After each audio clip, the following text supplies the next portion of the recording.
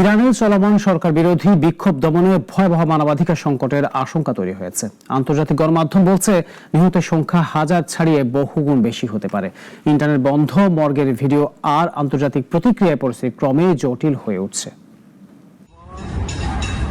ইরানের সরকার বিরোধী বিক্ষোভ দমনে ভয়াবহ মানবিক সংকটের আশঙ্কা তৈরি হয়েছে। আন্তর্জাতিক গণমাধ্যমগুলোর তথ্য মতে গত 2 সপ্তাহের বেশি সময় ধরে চলা সহিংস অভিযানে নিহতের সংখ্যা সরকারি হিসেবের তুলনায় কয়েক গুণ বেশি হতে পারে। মঙ্গলবার আন্তর্জাতিক সংবাদ মাধ্যম সিবিএস নিউজ জানিয়েছে, ইরানে বিক্ষোভ দমনে নিরাপত্তা বাহিনীর অভিযানে এখন পর্যন্ত 12,000 থেকে 20,000 মানুষ নিহত হয়ে থাকতে পারেন বলে আশঙ্কা করা হচ্ছে। যদিও এই সংখ্যা আনুষ্ঠানিকভাবে নিশ্চিত নয়, তবে সাম্প্রতিক তথ্য পরিস্থিতির ভয়াবহতা স্পষ্ট করছে। গত কয়েকদিন ধরে ইরানে ইন্টারনেট ও ফোন সংযোগ প্রায় সম্পূর্ণ বন্ধ ছিল। মঙ্গলবার বেশ কিছু ফোন লাইন পুনরায় চালু হলে দেশটির ভেতরের বিভিন্ন সূত্র থেকে হতাহতের এই চিত্র সামনে আসে। মানবাধিকার সংস্থাগুলো বলছে প্রকৃত নিহতের সংখ্যা সরকারি তথ্যের চেয়ে অনেক বেশি। এদিকে ব্রিটিশ পররাষ্ট্রমন্ত্রী ইভেট কুপার জানিয়েছেন, তাদের প্রাথমিক ধারণায় অন্তত 2,000 মানুষ নিহত হয়েছেন, তবে এই সংখ্যা দ্রুত বাড়তে পারে। অন্যদিকে তেহরানের উপকণ্ঠের একটি মর্গের ভিডিও সামাজিক যোগাযোগ মাধ্যমে ভাইরাল হয়েছে, যা সিবিএস নিউজ যাচাই করে নিশ্চিত করেছে।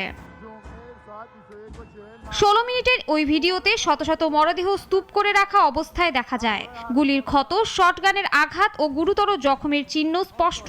ফরেনসিক কর্মীদের মরদেহ শনাক্ত করতে দেখা যায়, যা হতাহতের ব্যাপকতা নির্দেশ করে। ইরান সরকার এখনও নিহতের কোনো নিয়মিত পরিসংখ্যান প্রকাশ করেনি, তবে রয়টার্স জানিয়েছে একজন অজ্ঞাতনামা ইরানি কর্মকর্তা নিহতের সংখ্যা প্রায় 2,000 বলে দাবি করেছেন এবং সহিংসতার জন্য বিদেশি উস্কানিকে দায়ী করেছেন।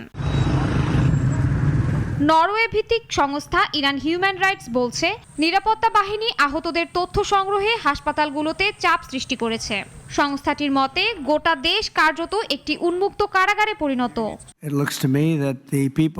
এই পরিস্থিতির তীব্র নিন্দা জানিয়েছেন মার্কিন প্রেসিডেন্ট ডোনাল্ড ট্রাম্প। তিনি বিক্ষোভকারীদের আশ্বস্ত করে বলেছেন সাহায্য আসছে। হোয়াইট হাউস ও পেন্টাগন সংকট মোকাবেলায় সম্ভাব্য সামরিক ও কূটনৈতিক পদক্ষেপ নিয়ে আলোচনা করছে।